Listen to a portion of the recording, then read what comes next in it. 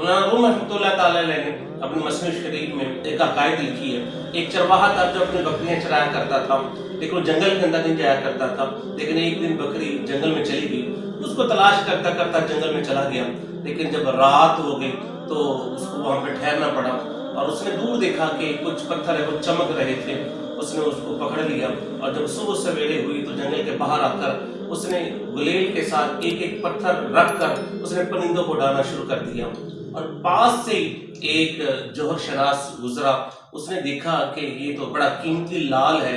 وہ اس کے پاس آیا اور اس نے آ کر اس کو کہا کہ بھی تمہیں پتہ نہیں، یہ پتھر اس کی تو مالیت بہت زیادہ ہے. اگر تمہارے قصبے والے سارے مل کر بھی پیسے جوڑ لیں لیکن اس کو خریدنا چاہے تو تب بھی اس کو نہیں خرید سکتے. تم نے سارے پتھروں کو ضائع کر دیا.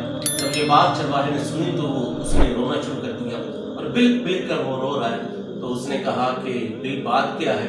تیرے پاس ایک پتھر تو بچ گیا ہے، تو روتا کیوں ہے؟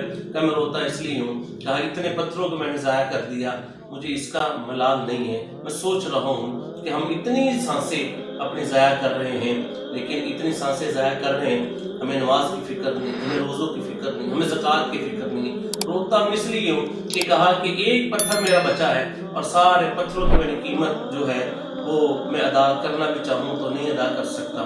لیکن اتنے قیمتی پتھر جو مجھ سے جدا ہو چکے ہیں، لیکن مجھے افسوس اس چیز کا ہے کہ اتنی سانسیں ہماری ضائع ہو رہی ہیں. اس لیے میرے پیارے بھائیوں، ہمیں جو سانس ہم جو لے رہے ہیں اور ہم جو ضائع اس کام میں اگر ہم کر دیں، اللہ اس کے رسول کی فرما برداری میں اگر ہم اس کو شامل حال کر لیں تو یہ سانس ہمارا لینا یہ بھی عبادت ہو جائے گا.